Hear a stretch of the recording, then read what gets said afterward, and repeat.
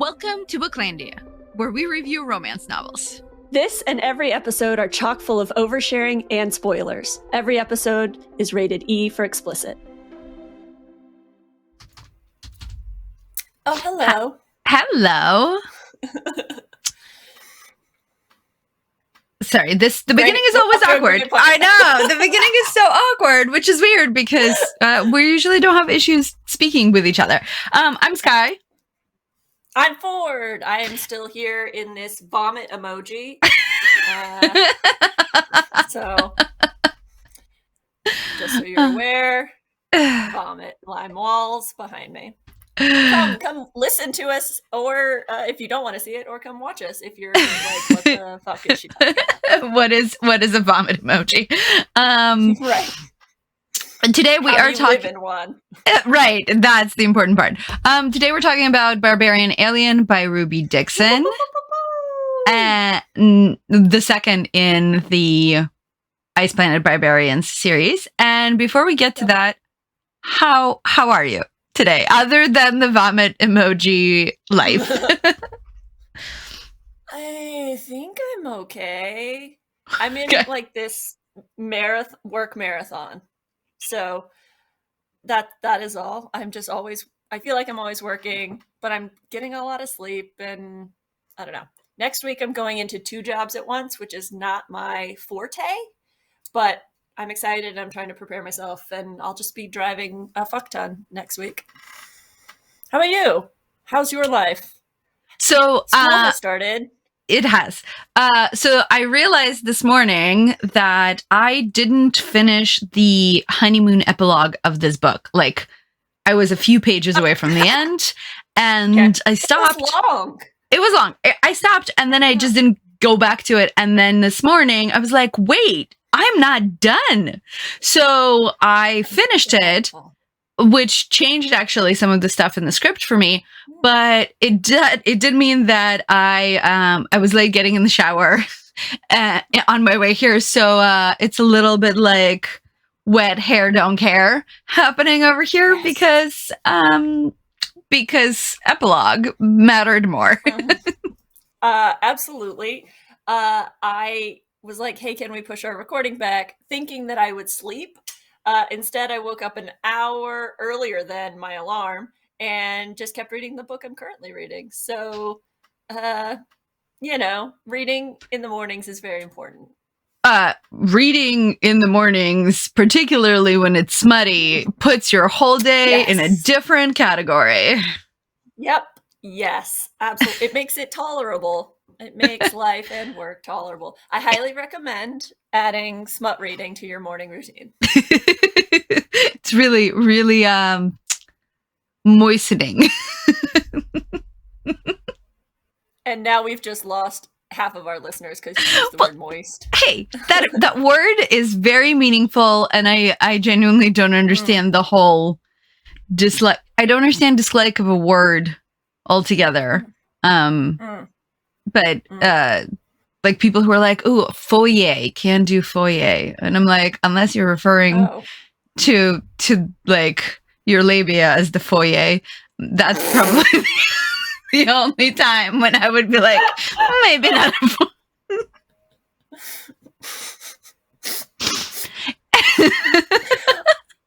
In this metaphor, what is the vagina? The living room? Not the rec room? I mean, you know what? That's a better metaphor.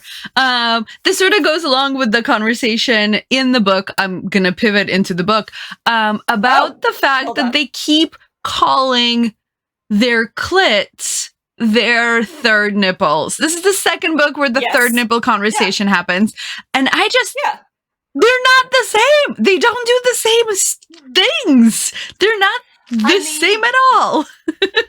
They're not the same anatomically up to a point, because they all three, let's start with all three. All three have a large amount of nerve endings. So they're sensitive like.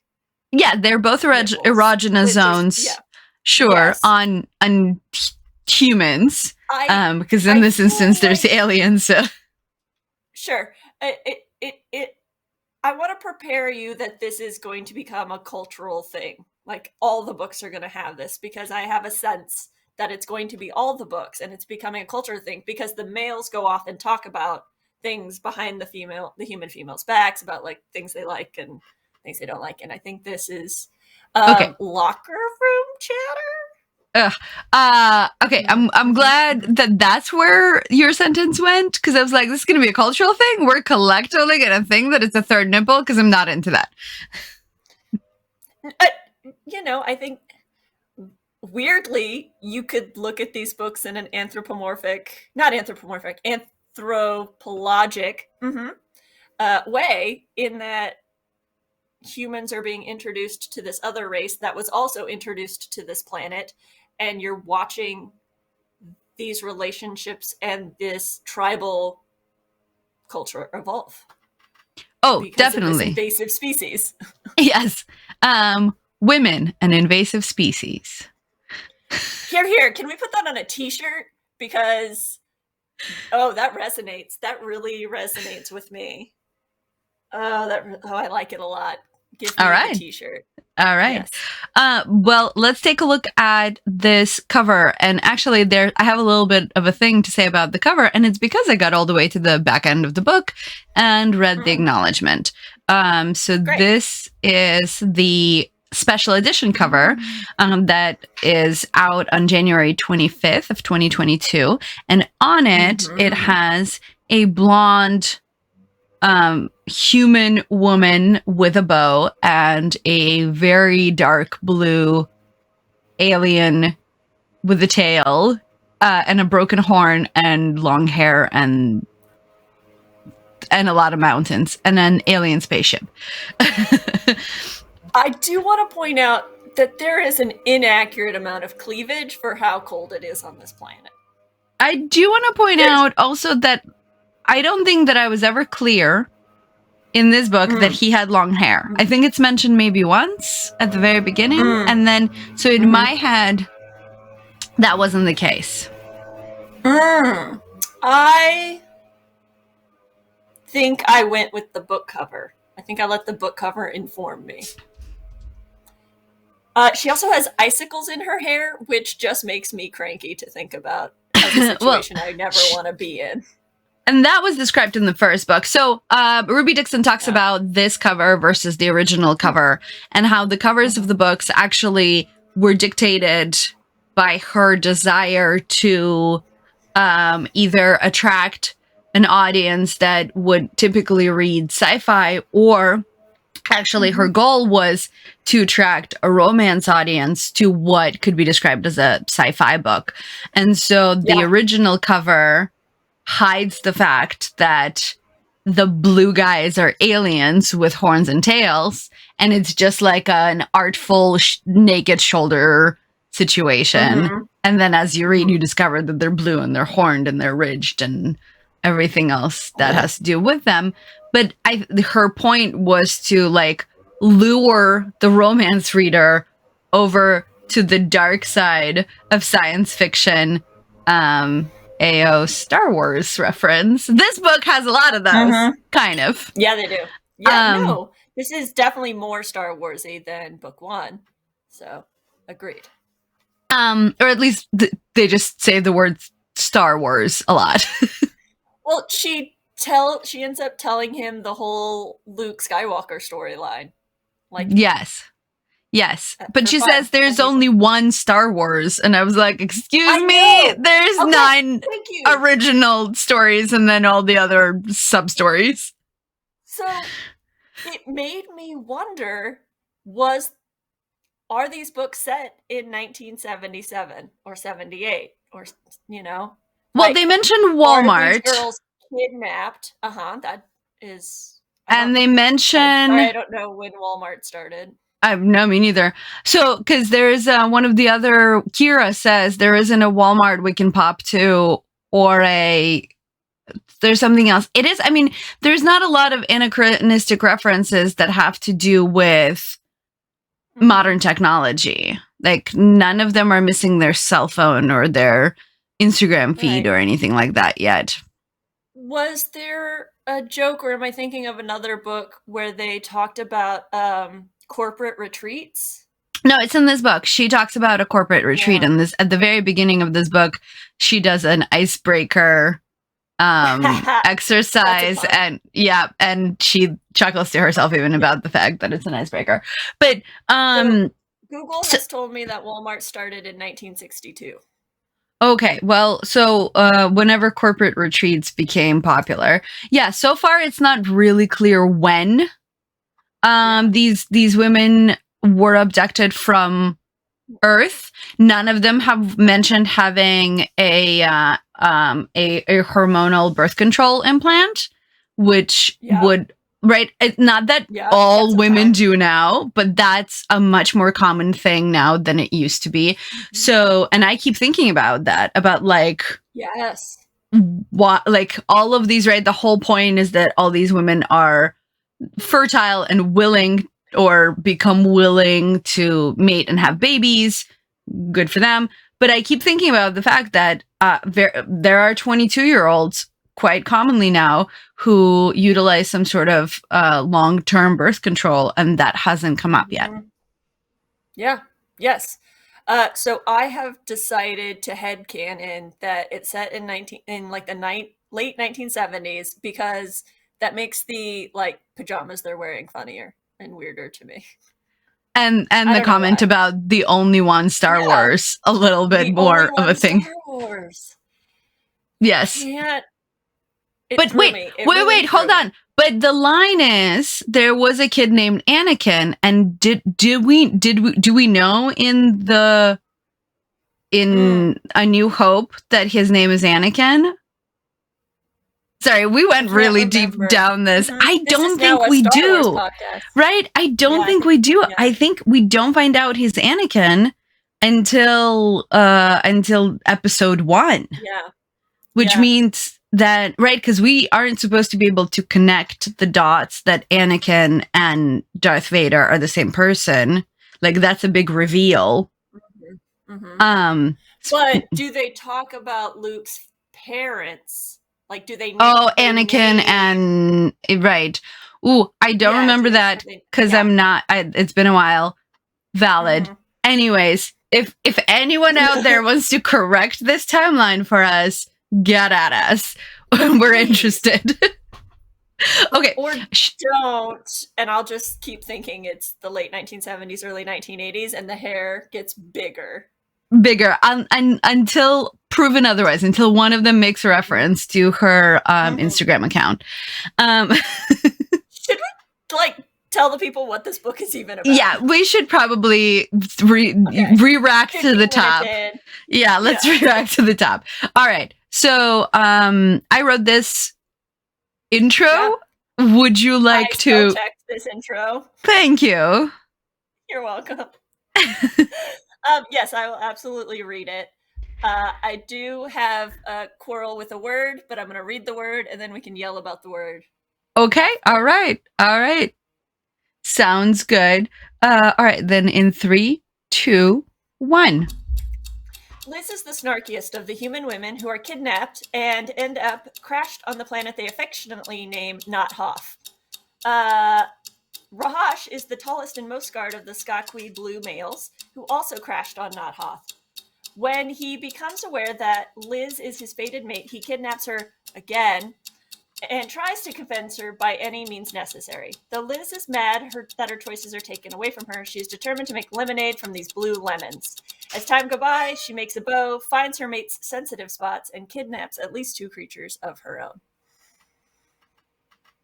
Okay. Excellent. Well done. What are you opposed to? He kidnaps her again. That makes it sound like he was the aliens who kidnapped her from Earth, which is not true. I know, and I couldn't really fit all of that into one sentence, so you're absolutely right. She gets kidnapped by green aliens who are assholes, who are picking up human women to enslave them and sell them. And then there's a rebellion on that ship, and the women crash on Not Hoth. And then Rahash kidnaps her from the rest of the women on that Hoff. So she's kidnapped twice, but not by the same people. Yes. Also in that read through, and apparently I missed it when I did my edit, not Hoth, and you wrote Hoff, Hoff. What is it? Hoth. Oh, okay. Sorry, I sounded it out. We're real good Star Warsy people, y'all. We sure are not. So the Star Wars. Just so you know, and I will have to check with the audiobook. So the Reading Assist app reads it as Sakwi. Okay. But I read it visually. Right. I will tell you what the audiobook narrator says, because the next one I have is on audio. So I will listen to their version and report back. But yes, so this book was originally published as a serial in 2015. Excuse me. I know I just said serial. And then it is re-released on January 25th of 2022 in its special edition cover.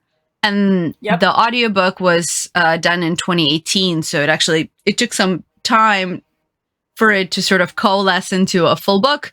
And now it is being re-released because TikTok. Because Book Talk TikTok. Yeah. Exploded about it. Yes. Okay, so one of the things that I mentioned is that throughout the book, Liz gets like legitimately kidnapped twice, and then she's held captive once she arrives back at the tribal cave. They keep her against her will in the cave while they exile Rahash, and she keeps. And by this point, she has been. A parasite has been introduced into her body so that she would survive living on this planet. And she is pregnant with Rahash's baby. And she keeps bringing up the fact that none of this was her choice. And that to me was really never resolved. Yeah. There were some attempts to appease her, but there was never... It did not feel to me like when she said my choices were taken away from me that anyone heard her. Yeah. And it feels like the arc for her is that she took them back. She had to take her choices back. She had to take control of her life back, and she did it through being annoying and taking one of the other males hostage, quote unquote. He was, totally okay with it and allowed her to do so, and because he could overpower her if he tried. Oh, look, the gardener has started. Oh, it's very close and loud. I'm so sorry, y'all. I love your noise canceling headphones, because this is the second time the gardener has come around, and the first time you acknowledged it. Yeah, they have to make not square bushes square that don't stay square because they're not square bushes. Yes, the weird gardening. It's like you're living in an Alice in Wonderland. And they're painting the roses red. They're painting the roses red. Exactly. My TED Talk on nature is not controllable is later on in the episode. In this episode, in fact, because they live on a nice planet and they can't control it. We were talking about choices. But she chooses to care for Rahash, and she chooses to be with him, and in the end, I think it's the choice of survival and how you choose to survive. She doesn't. There aren't a lot of choices out there, and so she chooses the ones that best make her happy. I agree that is exactly what happens, but I really wanted more power returned to her. And it felt like she was handed some we'll just appease this annoying woman, rather than this is But like, that's- this is your power. Like, her power is that she's a hunter and she knows how to make a weapon that this tribe does not know how to use or make. And she is comfortable with all of the things that the other women are not. And that's never really uplifted. Maybe not yet. So I would disagree in that it just keeps getting louder. This noise is getting louder, and I'm very sorry, everybody. I would argue she's made the tribe think that she is being punished by being exiled with Rahash, but it's what she wants. So she's made the power her own. She's taken back the power, but let other people think they still have it. Because she's doing what she wants. Well, she's doing what is left to her as the only choice. And like I said, like, I wish, like, one of the things that I wish would have happened is that she would have shown all the men how to use the bow, or like, because when she's in the tribal cave, everyone's, but they don't deserve it. But it would elevate her, like, it would elevate her self-worth, or her worth in the tribe, not her self-worth. She assesses that on her own. But my point is that there is never a, like, Georgie in the first book becomes not only does she become Vectal's maid, but she also really takes on the role of being the chief's maid. Like, she takes on the emotional care of the tribe, and it levels out some of the, like, well, we were forced into the situation. I don't feel like that has been made clear yet for Liz. And yes, she's a provider now because they're bringing all of their hunts in, but I just needed more. I'm not saying that it isn't there. I'm just saying that it wasn't enough for me. I understand. I would counter with, why does her status in the tribe matter when they've made it clear that they don't care about her freedom? Because, like, to her, the way the tribe treated her means that they don't, like, she's just another human woman bearing a child to them.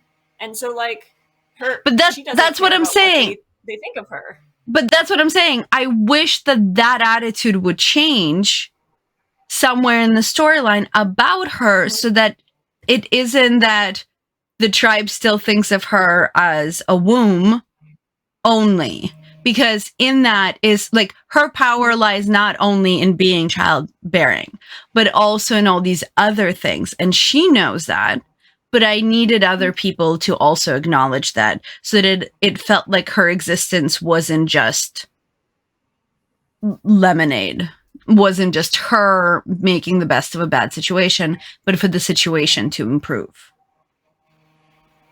And the situation didn't improve. Like, now she was in exile and pregnant and with morning sickness for possibly 3 years. She wanted that. She talks about not wanting to be a mother more than once. And it's never really addressed, because at some point she's just like, a baby. I'm not talking about the motherhood. She didn't want to be in the tribe. She didn't want to be around all that bullshit. She wanted to be out there hunting, and this situation is the best. But don't you think exiled was the best thing she wanted? Being exiled is the solution to the tribe hating her and her not wanting to stay with the tribe. What I'm saying is, wouldn't it be great if she got to go hunting, but not as a counterpoint to a shitty tribe? Wouldn't it be great if they were like, you know what? You are excellent at hunting. You should go out and hunt.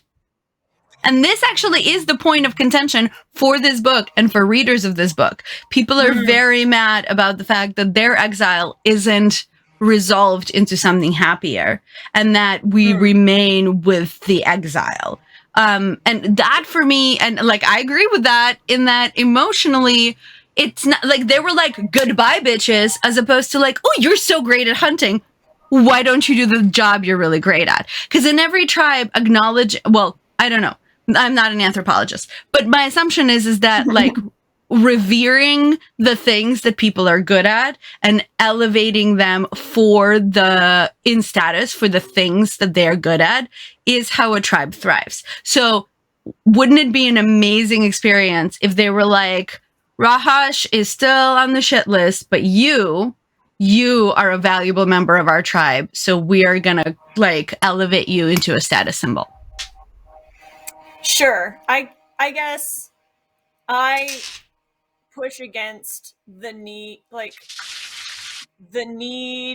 and requirements of a society, because that's who I am and that's what I'm pushing against currently as a human being.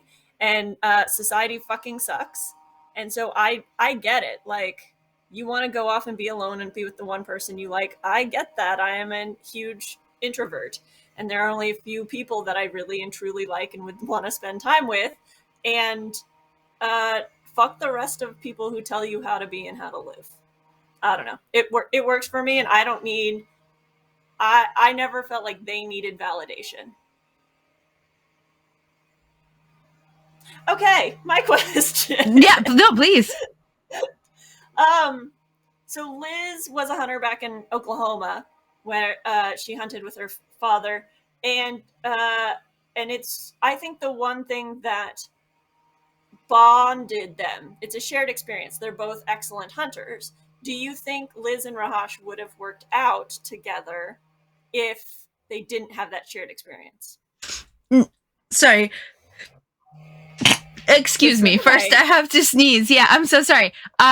So no, I mean, to quote Liz, the cootie chose right? Like, the whole point is that they wouldn't resonate for each other, or they wouldn't be fated to be mates if they weren't compatible. So if she was not a fierce huntress, then no, they would not have worked out. Interesting, because I feel like by that argument, if the cootie chooses, then it doesn't matter who these people are. And that's what she kind of pushes against as well, is like, this thing chose for me, I didn't choose at all. But in the end, they got along well enough, and they had these shared experiences that bonded them. So I think they bonded beyond the cootie, which is what also happens in book 1. So it doesn't end up mattering. Right, but so I don't think that they would have worked out had they not had the shared experience. Because, right, and it's even in this book that his parents didn't like each other. Mm-hmm. They just made a baby together because the thing chose, but they didn't. So if Liz was not a hunter, no, they would not have worked out. They would have still had to, like, fuck on her at least once, apparently. And this is something that comes up in this book that did not come up in the last book. In the last book, it was sort of my understanding that the resonance was a fated mate, like, lifetime experience. But this book makes it sound like the resonance is a need to make a baby singularly. And that every time you need a baby, it happens. The side eye to the gardener. Excellent. Yes. Just getting closer. Great. I think the first book talked about how it's a pull between two people who can procreate. It's how they know that procreation is possible is because of the resonance. See, to me, it wasn't clear. Like, in the first book, it was like, we're going to be together forever. Like, this is a forever decision. In this book, it was made really clear that it's just a temporary condition that can reoccur. Interesting. The first book made it seem like both, but yes, this book did elaborate into that it could just be a procreation thing and then goodbye. I found that really interesting, in the best way. Okay, so Ruby Dixon, in the afterword of this book, refers to Rahash as a cinnamon roll. Thoughts? Agree. Disagree. Oh, you want an elaboration? Okay. I mean, explain. I disagree because, so, and again, the refer to our minisode on cinnamon roll and how angry I got. To me, a cinnamon roll is someone who is emotionally mature and available, and he isn't. He's still exploring, understanding his emotional maturity, but mostly he's an angry cat. I mean, yes, she does describe him thusly. However, I disagree because my definition of a cinnamon roll is like tough on the outside, soft and gooey on the inside. And that is what he is, definitely. But he's not soft and gooey on the inside. Yes, he is. No, Show me proof. Proof. He's not soft and gooey in that he understands, like, he keeps misstepping in terms of what he thinks she needs. And it's right, not... that's just cultural. Everything in his experience comes from, instead of talking to her, there are so many instances that instead of talking to her or asking her for her needs, he just takes what he thinks is appropriate until she explains to him that that is not the case. This to me read a lot more like an alpha male being changed by his woman type of story, and a lot less like the cinnamon roll. The first book, and Vectel, I absolutely agree that Vectel is a cinnamon roll because there is a gentleness and a care and an emotional progression to him where he really thinks about Georgie's needs and anticipates some of her emotional needs before she does. Rahash does not do that at all. He's just like, let's just shove things at her and it's gonna work out. And then every time she's like, it doesn't work out, let's do it a different way. And she changes his ways, which to me doesn't sound like a fully developed human, or I guess in this case alien, but it sounds like an alpha male being changed by his woman, which is a trope of its own and also works. How many bushes are out there? I swear to God. Is it like 8,000 bushes? It's like 8,000 bushes. And I've never even opened this window. Oh, this is really frustrating. I guess I just disagree in that he was always putting her needs first. He got them wrong because developmentally he just was stunted emotionally because of his past. And that I don't think that detracts from his cinnamon rollness. He was always trying to take care of her. He was just doing it wrong, and that doesn't affect the cinnamon rollness for me. Oh, it definitely does for me. To be a common argument because the fated mate thing is, I think it's just going to happen in every book.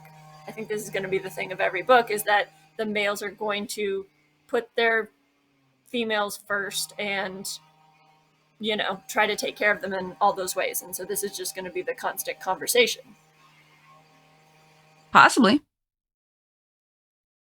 All right. So you talked about how he never talked to her. He just did things. He could understand her the whole time because he got the thing that made him understand English. Did you miss the language gap that happened in Ice Planet Barbarians? And did you find it manipulative that Rahash didn't let on that he could understand her for half the book? I mean, hence the it's just an alpha male thing. It's just a control thing. I don't know that it gained us anything. I mean, I think it was meant to be funny that she says all of these things about him, and then we know that he knows what she's saying. And then it was also meant to be the internal conflict because she says mean things and he takes them literally because sarcasm is not an innately translatable thing. I missed a conversation validating both of their feelings about the things that were said when they thought the other one wasn't listening.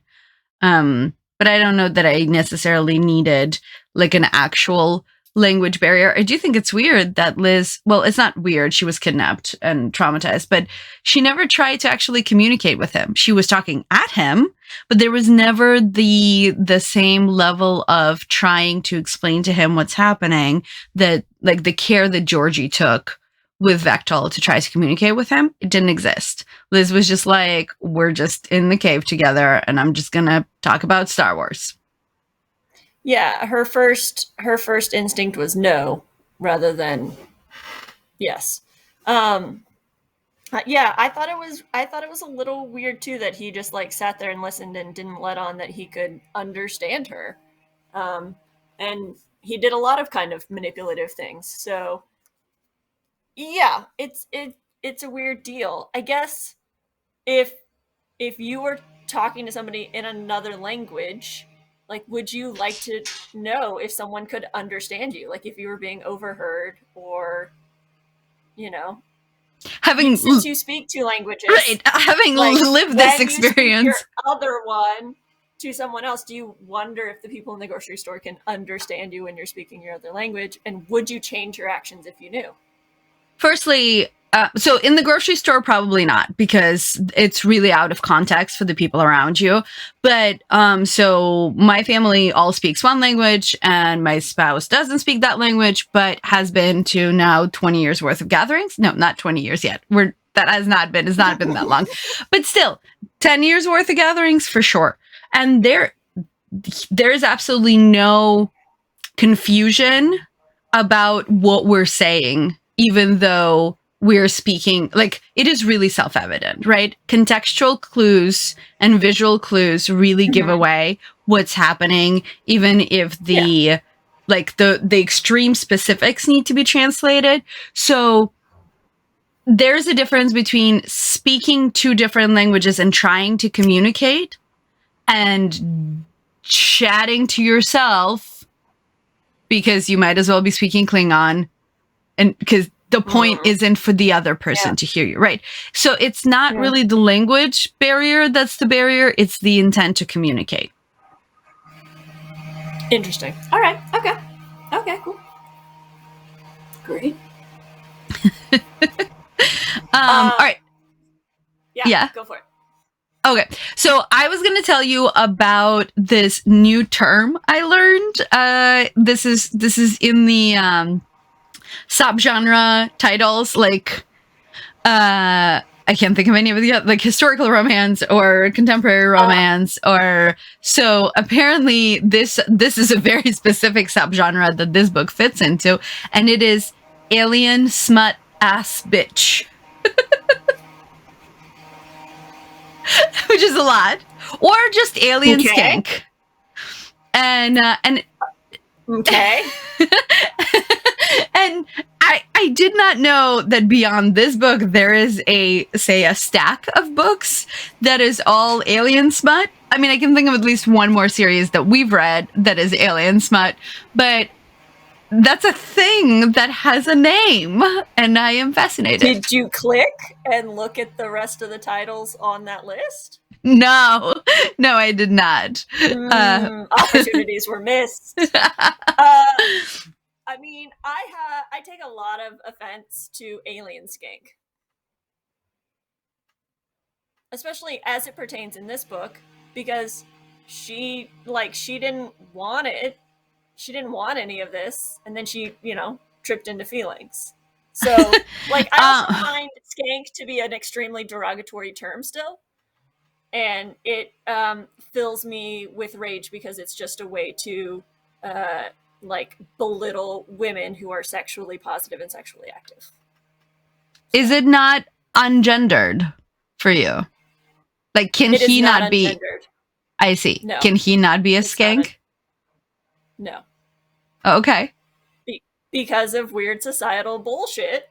I see. Where women have to be pure and virginal, and men can do whatever the fuck they want, and it's bullshit. Only in this society, in this book, our male lead is virginal, and that's true.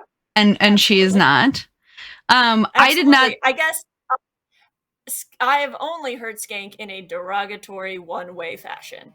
Understood. And when it's put the other way, it's not derogatory. Mm-hmm. When it's defining men, it's like a bro thing. Well, I definitely took it as a happy, a delightful smut thing, not as a negative thing. Like, this guarantees hot level scenes that will go all the way to the really 5 flame meter. Yep, it doesn't. That title does not deliver that for me. Okay. Categorization. I mean, alien smut ass bitch is closer. That's very, very specific. Yeah, I mean, there was some anal play. Yes. In this one, some light anal play. The bitch part really trips me up again for the same reasons. But like that word is being desensitized a little bit for me as well. So I'm more open to that. Okay. But this just feels like a bunch of trolls trolling people and being stupid assholes about stuff. But they have to know what the book's about, so I guess fine. Troll's gonna troll, but they're also gonna read blue alien smut. But so it sounds like you agree with alien smut. An end of sentence. Yes, absolutely. Let's stop at alien smut. I'm here for that. You can also clarify with ass or whatever. It's the third nipple alien terms. smut. Yes, absolutely. That is very clear and does not include any words that have once been used to belittle people. So I'm into that. You could also do Where's My Tail play, animal slut. No, not animal slut, animal smut. Absolutely. Yeah. Tail play. Even though that's worst segue ever into my question. Not a lot, a little bit of tail play. Did you want more? Yes, it's actually later in the episode. That is actually a note that I wrote. So I wrote this note before I read the epilogue, and then I read the epilogue, and I was like, okay, better, but not best. I still need more.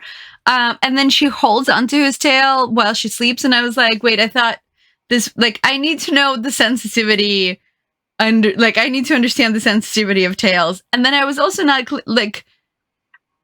there are a couple of places where I'm like, the anatomy of these blue aliens is unclear to me, and now I'm getting really scientific into it.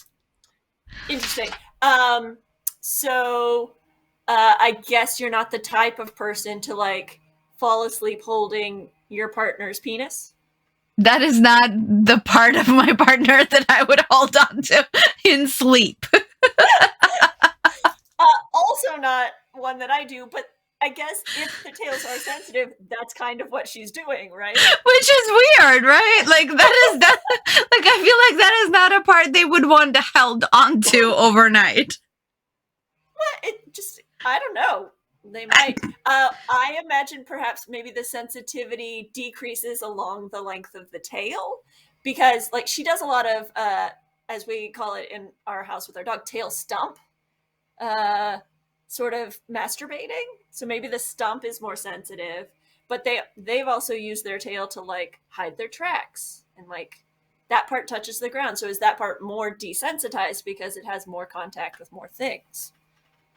I mean, yeah, and then at one point the tail point seems really articulated and controllable, and at other times the tail is more of a reflection of their emotional state. So yeah, I need more tail.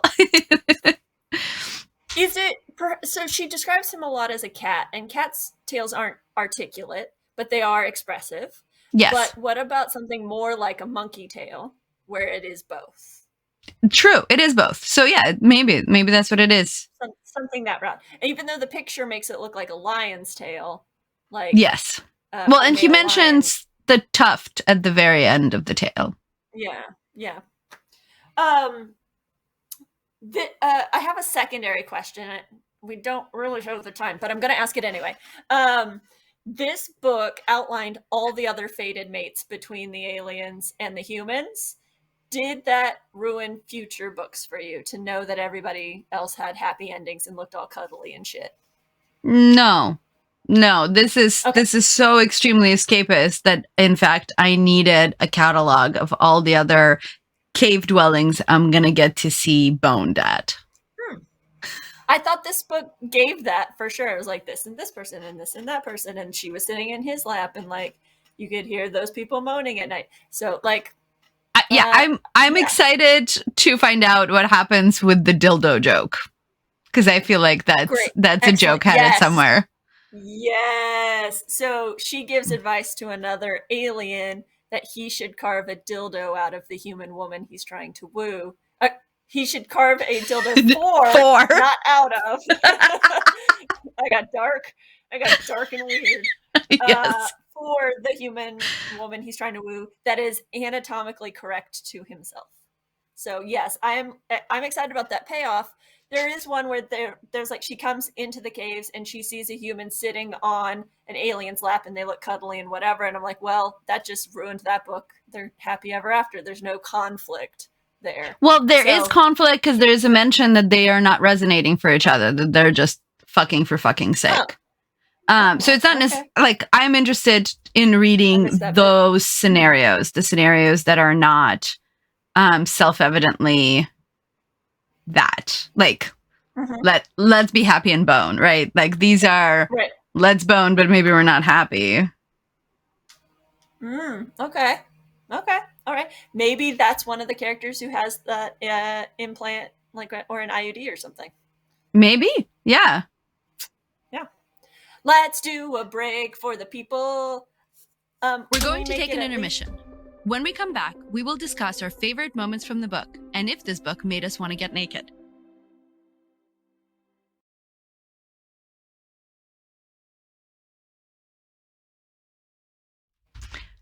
I was going to wait until you're done chewing, and then I didn't. What were you saying before the break? I wanted to make this break 30 seconds long so I could do sound capture of the gardener, but it's fine. He got 10. Sorry, Finn. 10 seconds of faraway noise that I hope will help you. I see. Sorry about that. Maybe we can catch it after the recording. Okay. And we're back. Well, we're back. We're back, and we're talking about Ruby Dixon's Barbarian Alien. Sorry, folks. Dose. Our transitions in and out are still the worst. We're still working on it. One day we'll become a professional podcaster. Just the two of us will become one professional podcaster. We'll just meld into it. So we're going to talk about the most compelling moments in the book and whether or not this book made us want to get naked. So for me, it was actually really hard to find the most compelling moment of the book because all of it was fine, but none of it was like so wonderful that I needed to bring attention to it. I did think that the scene with the face eater, which is the name of the fish that has a bamboo-like lure on it, was really fun. So her going to try and get the bamboo pole and then the fish jumping out to try to eat her face, and then them ending up in the snow, eating each other's faces. I thought that was fun. And that's also when she finds out that he can speak English. Yeah. I kind of disliked that section the most because the entire time it's from her point of view. She's thinking, I don't want this, and yet pulling him in and kissing him. And that had a lot of problematic consent for me, in that her brain said no, but her body said yes. And that is not cool. That's not cool. I wasn't into it. That was maybe my least favorite part of the book. I liked the action part of it. And I liked that finally they were kissing. But I did not like that she didn't want it in her head. That felt assaulty to me. I mean, this book is dubious consent beginning to end. Like all the bits are dubious at best. So agree. Yeah. I liked that even though Rahash could understand her, he still got everything wrong. Like all of her cues were wrong. And that was not his fault. She was giving him cues and then contradicting her cues immediately. And so like he thought when she says nope, that is actually a yes. That's a no means yes. And no means yes are horrible and never do them. Just say no and mean it, or say yes and mean it. So like she just toyed with him mentally a lot, and it was. How is this my favorite part? I'm so sorry. I've just talked myself out of this being my favorite part. Yeah. Yeah. I think I liked how he kept trying to understand her, even though he could understand her, like literally understand her. He didn't understand what she meant. I don't know. I liked Rahash a lot. I think that's it. Let's say that's it. How is it that we can dislike a book so much and still like a book so much? Because I get the feeling, my hot take is that I really liked this book, but that sleeping on furs every night and having sex on furs is not as comfortable as it sounds, or as comfortable as she's trying to make it sound. It's definitely blue lemonade. Like, it's the best you could do under the circumstances. Yeah. So I also like this book. I think Rahash is a fun character to read. Again, these books are like pulpy, smutty, escapist land, but I do think that this one was way more filled with macho alpha shit than the last book was, and it endeared me less to the alien in question. Because in the first book, you're like, oh, wow, like he's this giant alien who is big and brooding and the chief of his people, but is actually a sweetheart. And no one gave him the rule book on being a sweetheart, but he's doing it. Rahash wasn't that. And he kept asking all these other asshole aliens on how to behave with his mate, and they did not have great advice. So yes-ish. Yes, I like this book. I give it 3 stars, which is my like midline for books. If you're a completionist like us and you read everything in the series, get at it. Otherwise, think about it. Yeah, it's really, so I think I described this on our book club channel as a potato chip book, because they're only like 3.5 hours long to read. They go really fast. They're very hot and steamy, but there's also a lot of problematic stuff for us to fight with each other about. And yet we're still going to read the next one. So there's some sort of like interwoven fucking magic that Ruby Dixon does to keep us coming back to these books with questionable consent and like not enough tail play. Not enough tail play, which leads me directly to, did this make me want to get naked? And the answer is still yes. I guess book dubious consent is okay by me as long as I know that ultimately they're gonna say yes, it's okay. I guess, because I was like, yeah, sure, this is hot enough.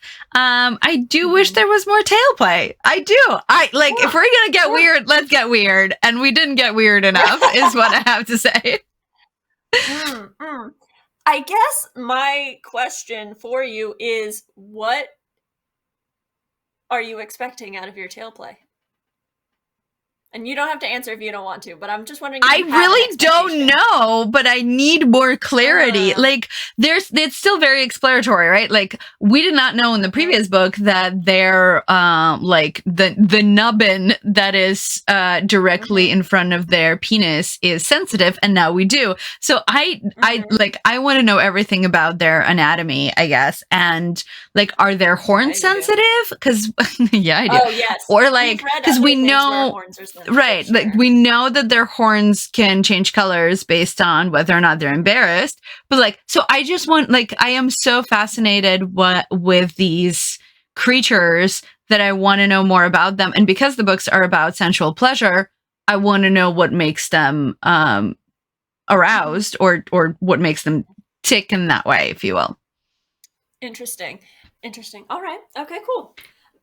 This book absolutely made me get naked. It also helped me realize that my 2 favorite sex toys are blue, coincidentally, not because of these books, but coincidentally. And so now every time I see them, I'm like, well, blue alien dick. I mean, bring it on. Exactly. Why not? Yeah. So we're running headlong for the 3rd book. How many of these books do you think we're going to read this year?